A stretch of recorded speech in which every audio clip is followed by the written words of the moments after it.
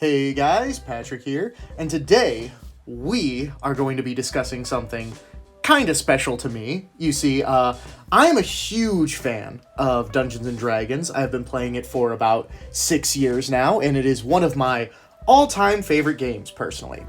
And something that has always stuck out to me in the back of my mind is that Chris Chan once tried to play Dungeons & Dragons. Now, I had been told about this, and I immediately was interested, but I forgot pretty much to look into it or anything, so I thought it would be fun to go over the Quickie article going over him playing Dungeons & Dragons today.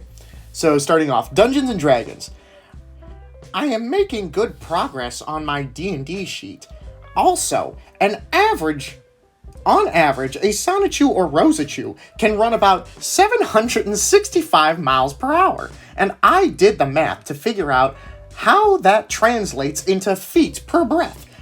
We and Sonic can dash over 3,700 feet in a single breath. I did this on my own merit and skill, smiley face. Oh god, I love that. Also, 3,700 feet as in one movement in D&D. That is far beyond, like, I think even a level 20 monk. I'd have to check. I'm like 100% certain that's the case, but I forget what the what a monk can run at level 20. But it's not even close to this, I can tell you that much.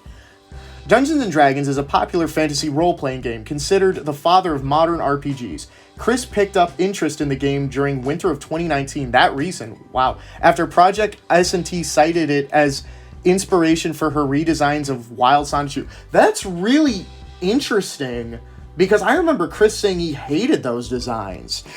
Like, it's kind of interesting that even though he hated them, it still gave him, like, interest in the topic.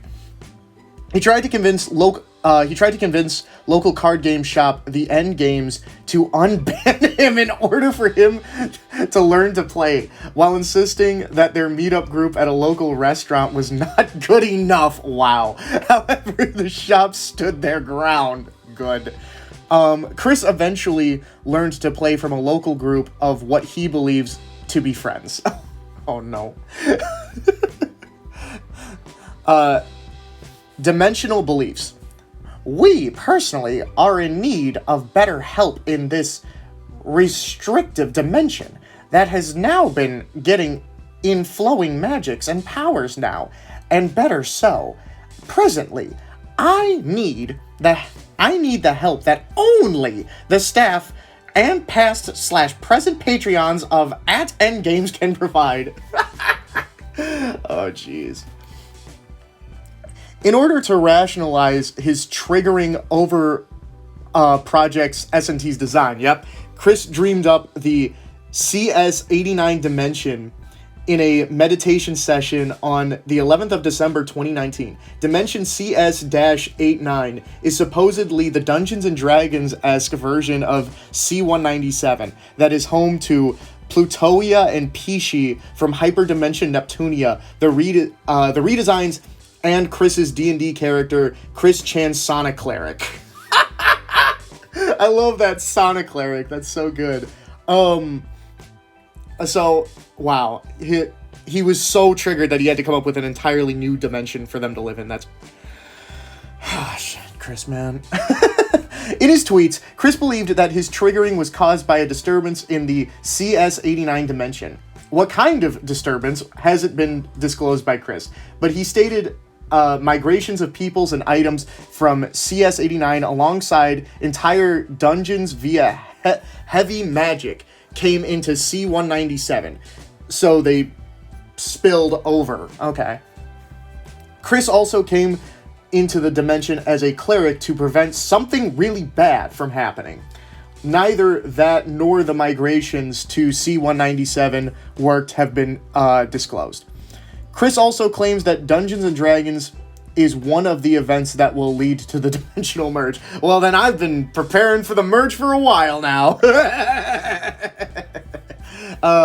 Chris's character sheet. This is kind of mainly what I wanted to cover. Chris posted an in-progress character sheet to Twitter on the 30th of January 2020. As with his art, this sheet is written in pen. A few entries are corrected with whiteout tape. He considers the work on the sheet to be meditation.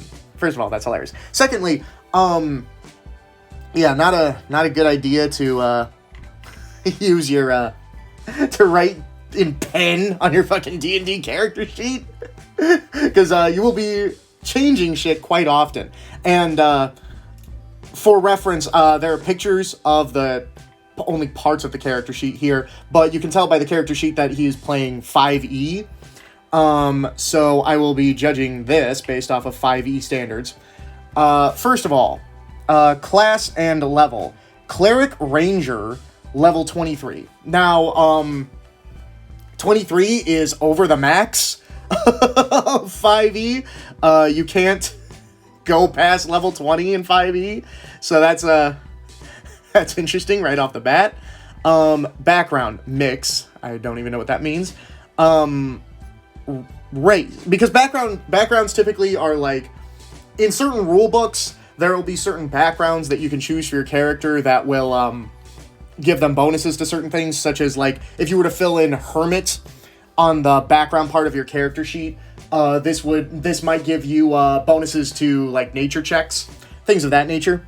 Race, Sonichu/human.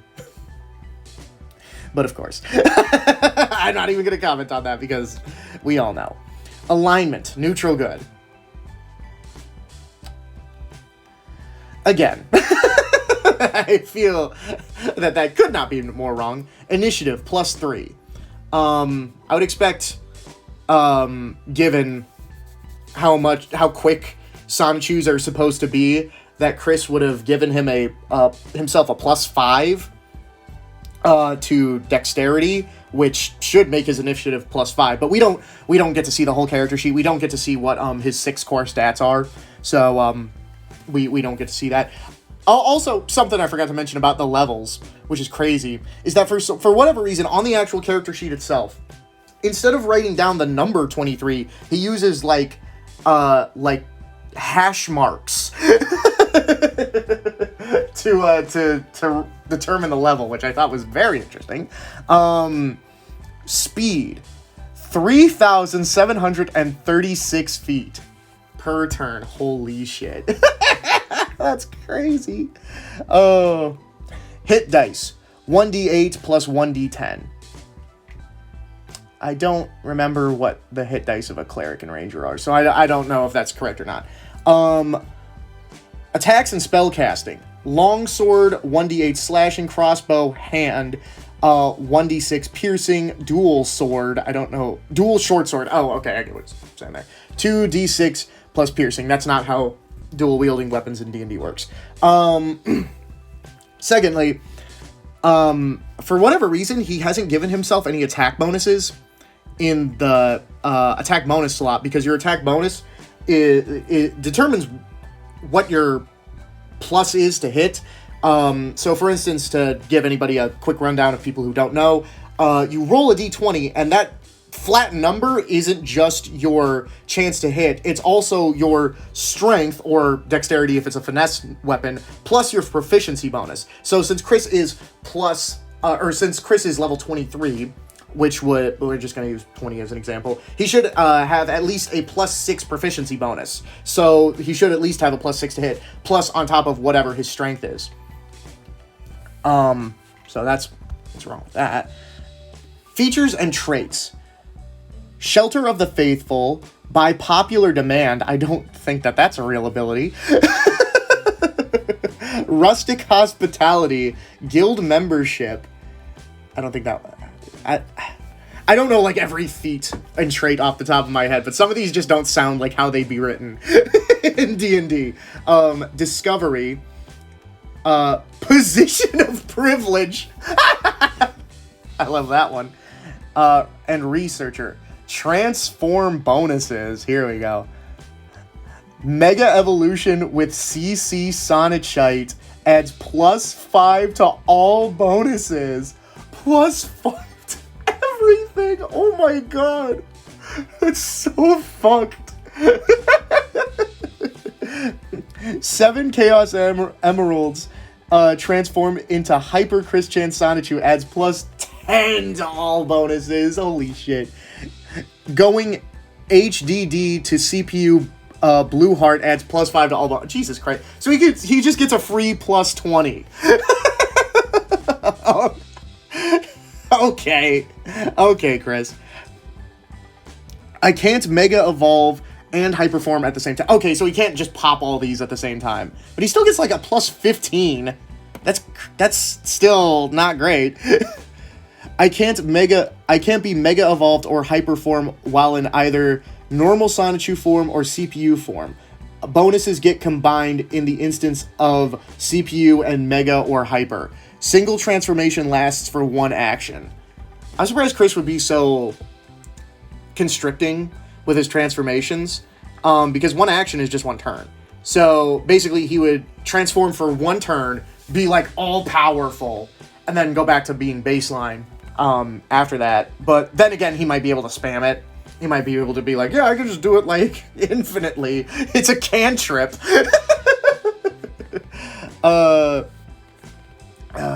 Giant Killer, Steel Will, Lance Stride, Dual Wielder, Athlete, Elemental Adept, Observant, Warcaster, Spellcasting, Cleric plus Ranger, Divine Domain, Knowledge, Life and Light, Channel Divinity, Turn and Destroy Undead, Divine Intervention, Favored Enemy, Natural Mountain Explorer, 2-weapon fighting. Holy shit. Then again, he has like a level 23 character, so you would expect someone who's more powerful than God in D&D to have all this shit, I guess. Equipment. Long sword, shield, chain shirt, 2 short swords, hand crossbow, 20 crossbow bolts, traveler's clothes. What would be the point of that? Sonichu medallion, CC Sonichite, celestial key, magic wand, magic amp. Oh, because he plays music. Yeah, I'm surprised Chris didn't make himself a bard of some kind also. Elixir bottle, pen, and magic stones. Now, magic stones might sound ridiculous, but there actually is like a cantrip, I think, called like enchant item or something that's like purpose is literally to enchant rocks to throw at ghosts. So that one's not as ridiculous as it sounds. Backpack, bedroll, magnifying glass, 50 rope, 2 spell books, 10 potions, not defined what kind of potions they are, painter supplies, blanket, 5 day rations, mess kit, I don't know what that is, water skin, note case, signet ring, small knife, dice and cards, and guild letter. Whoo boy. Flaws. Fans noted several flaws with Chris's D&D character sheet, and this is the meat and the potatoes of the article for me. Broken character, yeah. Well, what else would you expect from Chris? Abilities which don't exist in D&D, such as Mega Evolution from Pokemon with no homebrew explanation. Nonsensical speed. A single round of D&D lasts 6 seconds in-game. An average player moves 30 feet or 9 meters in this time, while Chris's character moves 3,700 feet, 1.1 kilometer in that time. Now again, being able to move only 30 feet is the baseline, yes, but monks on average gain about 10 feet of movement per level, and so by level 20 they should be relatively able to move like 100 plus feet. But that's all, again, an actual level 20 character by the rules. So is like, we'll just maximize that and say 200 feet in a single move, which is still crazy. But Chris's character more than blows them out of the water in that front. Starting at level 20. Oh, yeah, that's right. This is a starting character. Starting at level 23, a level higher than God character is quite fitting of his delusions. Level 20 is the highest a player character can attain in the game, making this particularly ridiculous. His tally marks specifically specify he's taken 15 levels of cleric and 8 levels of ranger, which makes him miss out on the best cleric features and spells, levels 17 to 20. I don't know clerics that deep, but I would say that that's probably correct. But that's not really a mistake. That's only a mistake from like a power gaming or metagaming standard. But then again, Chris's whole thing is to be overpowered. So yeah, no, that is a mistake. Only has 2 hit dice. Oh, that's right. That's how hit dice. Okay, yeah, that's right. Because you're supposed to add more hit dice per level.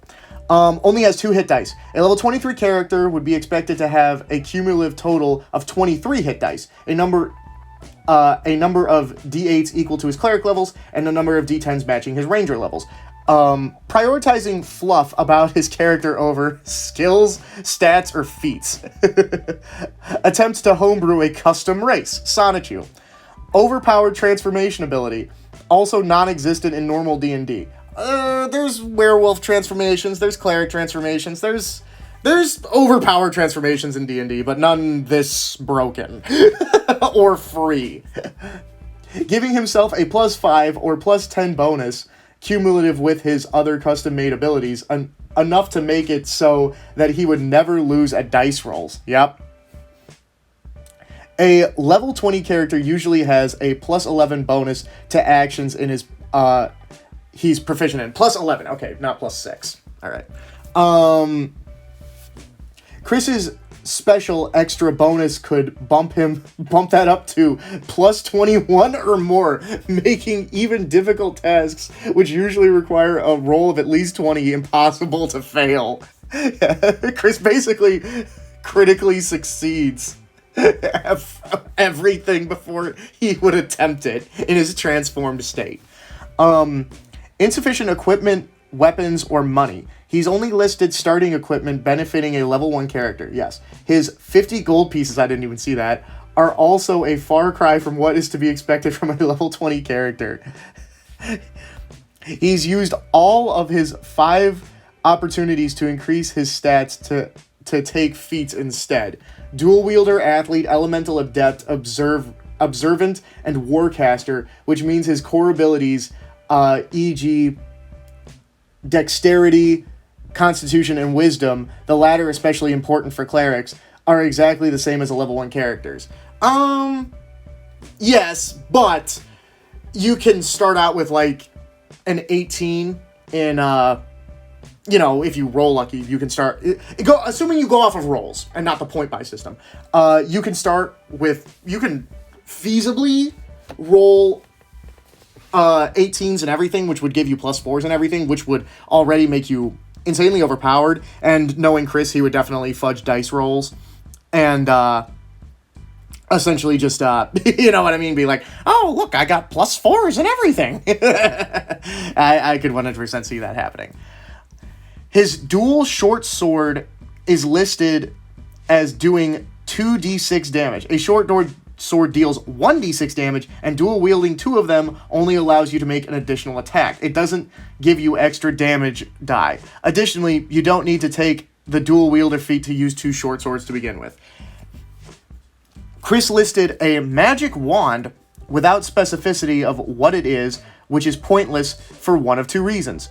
A wand can be used as a focus by sorcerers, warlocks, and wizards, but neither by rangers nor by clerics. Rangers may not use foci or use a druid focus. Clerics use holy symbols, which a medallion could technically be. Yeah, so he could cast spells with his CWCki medallion.